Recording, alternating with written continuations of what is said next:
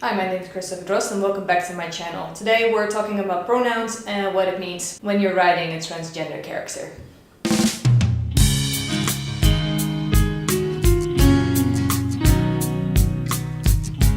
As you may see, I'm in a different location. I'm in my kitchen today. This is for the Camp Nano vlogs and I don't want to howl from one side to the other, so I'm staying here. The thing is, I'm in my kitchen, and in my kitchen you can hear the wind a lot better than where I usually film. So if you're hearing the wind, I'm really sorry about that. I will try to tell, the wind god to quiet down. This video is mostly going to be about linguistic issues with pronouns and cultural aspects that may be involved and the type of reactions you're getting from both your transgender character and the characters around your transgender character.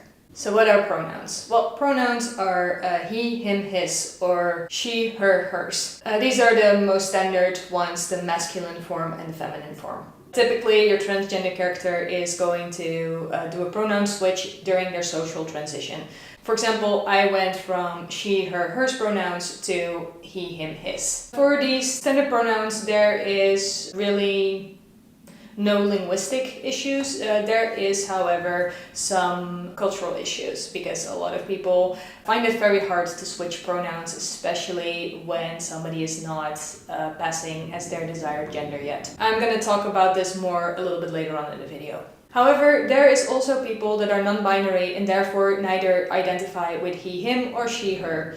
And they, in English, have two options, which I'm both going into a little bit more. The first one is using the gender-neutral they, them, and the second one is neo-pronouns. Both of these things have a little bit of a linguistic problem. They, them as a neutral gender pronoun is very possible in the English language. It's already when you don't know the gender of somebody you're talking about because their name is gender neutral, you can use the they, them. Culturally speaking, it is a little bit harder. The construction exists and it's grammatically correct, but a lot of people, culturally speaking, don't use the gender neutral pronouns. So it takes a little bit of a switch to go from she, her, or he, him to a they, them. This is for the English language, but in other languages, there might be some problems that pop up. For example, in my own native Dutch, we do have a gender neutral option, but when you use it, the implication is that you're talking about an animal, which is not very respectful, and that didn't change as fast as the they, them did.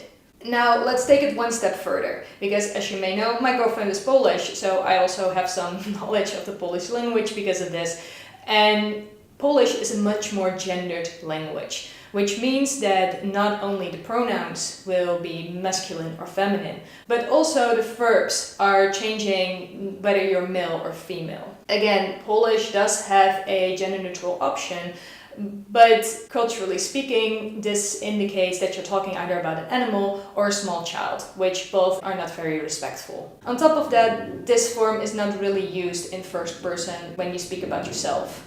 Last on the list are the neo-pronouns. Neo-pronouns are made-up pronouns that are gender-neutral or for a specific other gender. I don't recommend using neo-pronouns for a couple of reasons. First of all, not every language accommodates for these neo-pronouns. And it can be very confusing to people who are not familiar with the community. For example, I know that neo-pronouns exist. I even know how some of them are pronounced.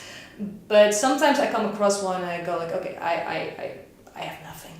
I don't know how to pronounce this. Culturally speaking, neo-pronouns are very much out there. I'm not saying that's a good or a bad thing per se. It is just that if you use a neo-pronoun, you're gonna get a lot more backlash from society and people around you. However, I have two exceptions for neo-pronouns to be acceptable, which is, first of all, a science fiction setting in which you have aliens that may have other genders or more than two genders. And the other one is fantasy, where you have a magical creature that has more than two genders. There are a few things to keep in mind as a writer, and this is a little bit of a marketing perspective.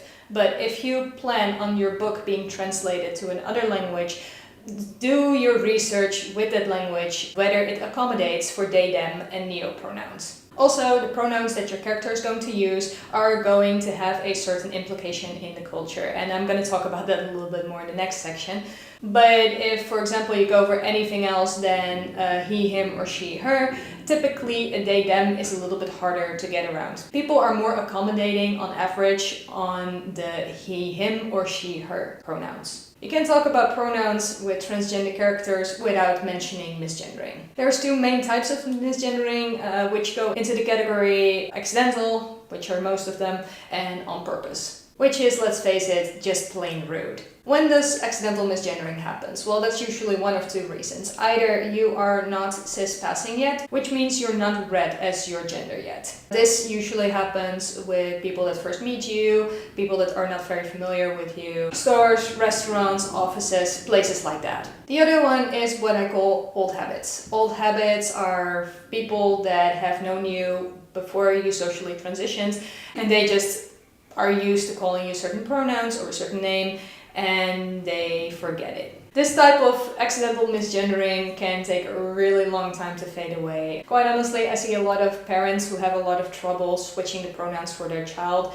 and to me it's really heartbreaking to watch somebody being misgendered by their own parent. Now, there's also people that will misgender somebody on purpose because it's not on their documents or they just think you are being extra.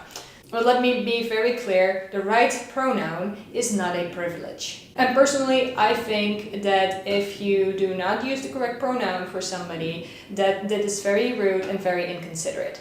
Another on-purpose misgendering that has happened to me is family members who will refer to the past me as she, her, and my birth name. Needless to say, I don't like that.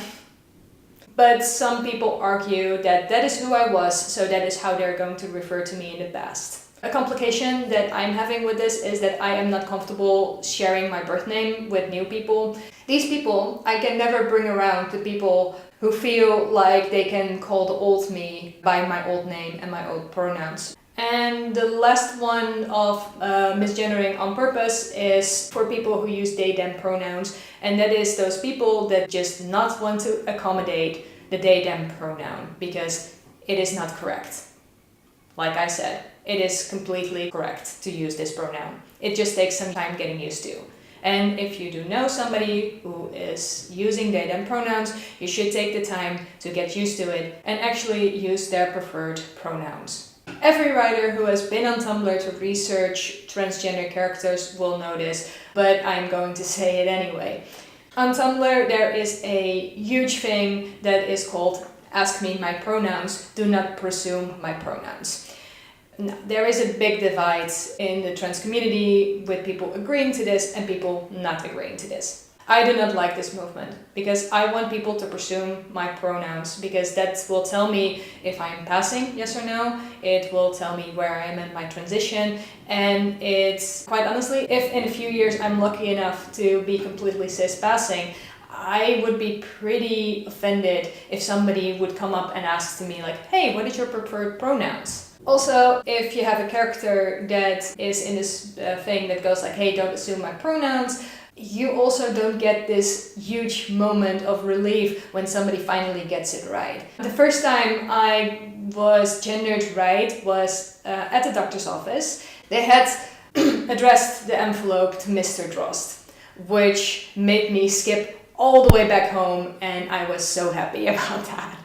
And that is something you don't have if you constantly tell people, no, it's this, no, it's this. If you tell them that you want he, him pronouns, and they finally start doing it, you don't get that moment of euphoria, really. There is a couple of ways you can deal with being misgendered. And it depends on your character and it depends on the setting. First, I'm going to talk about what a trans character may think, feel, and what choices they have to make.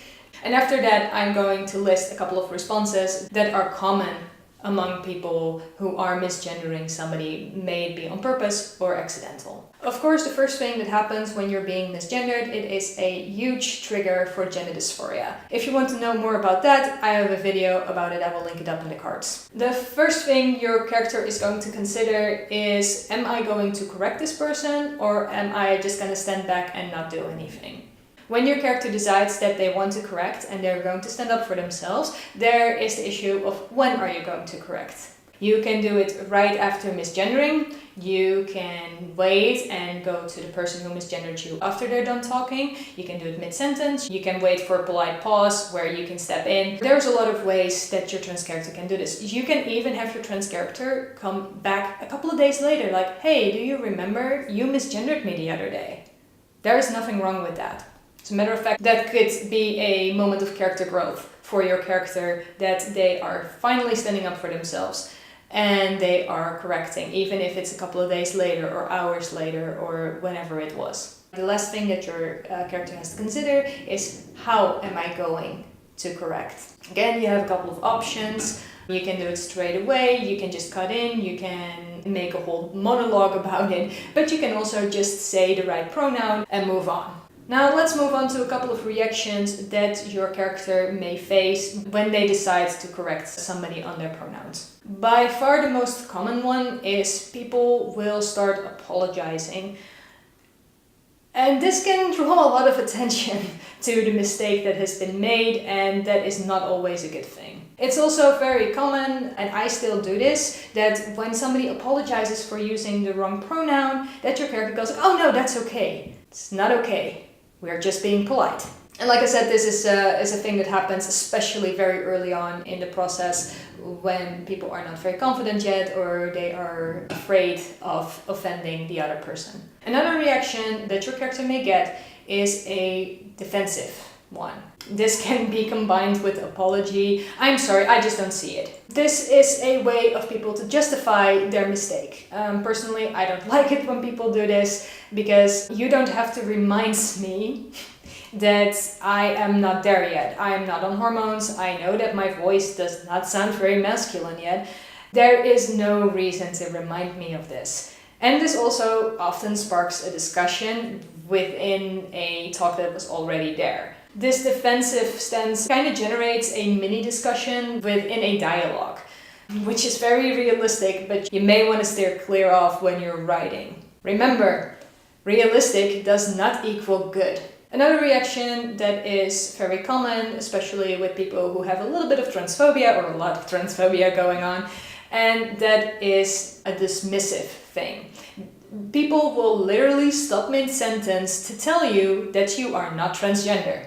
I don't tend to talk to these people very much. Again, this is a reaction that can really derail your dialogue because it steers away from whatever was happening and it goes into a discussion whether transgender people exist. You know, like you can use this in the story, but do realize that this is very disruptive for your overall story, especially if it's not about being transgender. And the last response you may get, which is my favorite response by the way, is people that realize their mistake themselves and then will automatically, just without you asking them, they will switch to the right pronoun. This is great because these people, it shows that they are really trying even though they slip up, because believe it or not, we do understand that sometimes it just slips and it doesn't have to have any basis.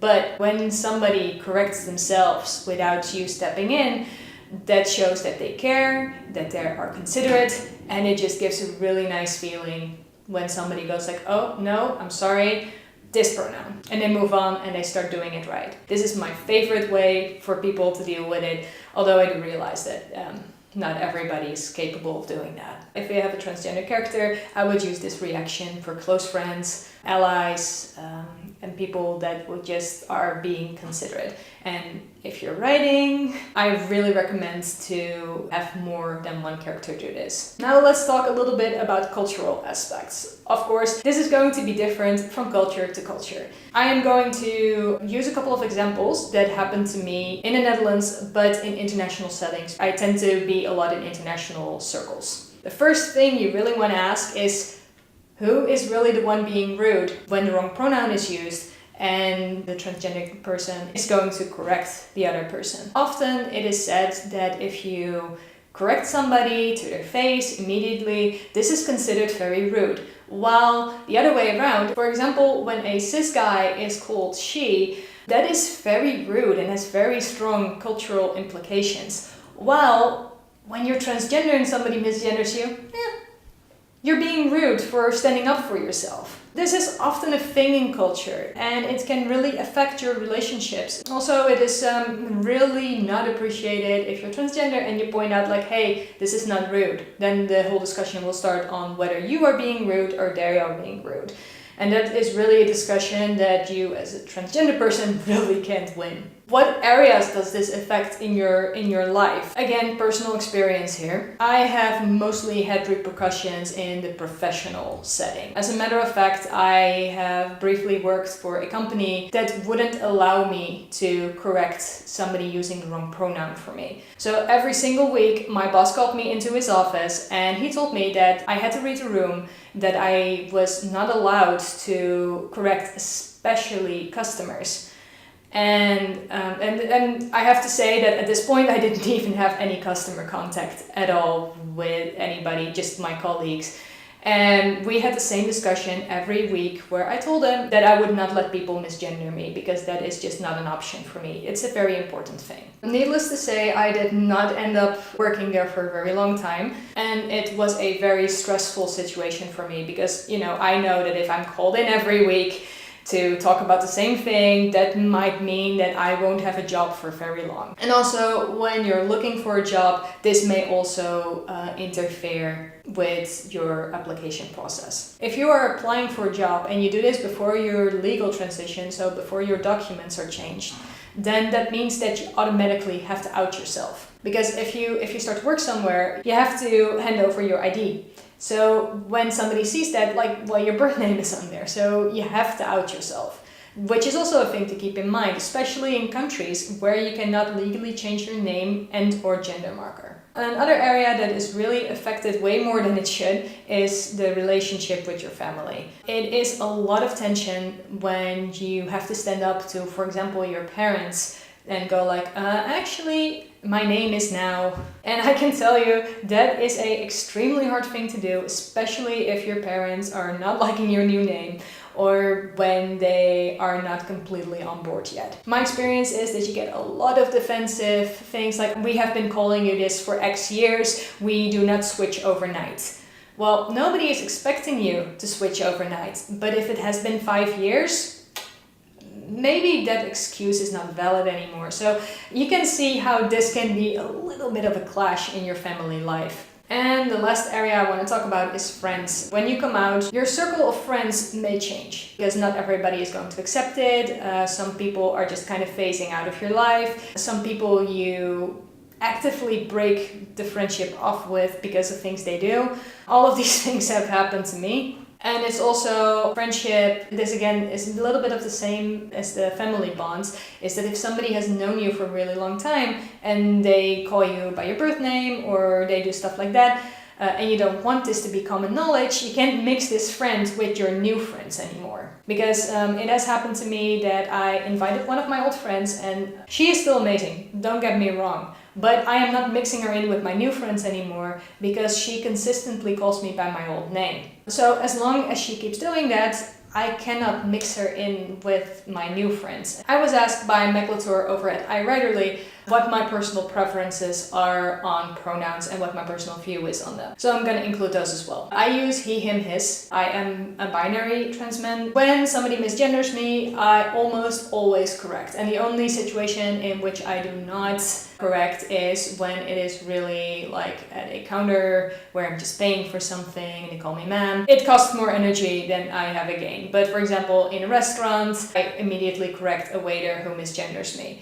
because it really influences my dining experience if I'm constantly being called ma'am, especially when I'm on a date with my girlfriend. I already touched upon this, but I don't like people asking me my pronouns. I will correct somebody when they're not doing it right. So when somebody calls me she or her, I will tell them that it's he or him. I do this very directly. I am Dutch after all. And I do this directly after, and I kind of treat people like children. So I correct them by just correcting that one phrase. So for example, oh, hey Chris, she is doing something. He. Like that is all I do. Like while they're still talking, like he.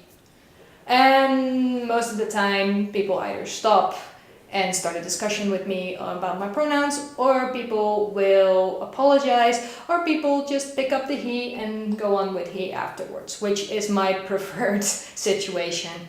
I don't need an apology, I want to move on. I like to get to the point, so I like to move on, just use the right pronoun, we're good. That being said, let's move on to the question of the day. Did anyone ever use the wrong pronoun for you? I know it also happens to cisgender people, especially during childhood, so do you have any experience with it? Let me know in the comment section down below. That's all I've got for you today. If you like this video, give it a thumbs up, and while you're down there, you can subscribe to my channel for more content. I post new videos on Wednesdays, and for this March and April, I will be vlogging because I'm taking part in Camp Nano, and I want to share everything that I'm going through this year with you. So if you are interested in that, well, you can subscribe there.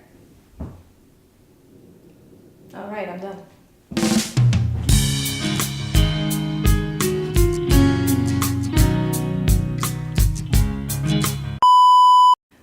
Disclaimer, during this video you may hear birds, wind, hail, rain, and my girlfriend laughing in the background.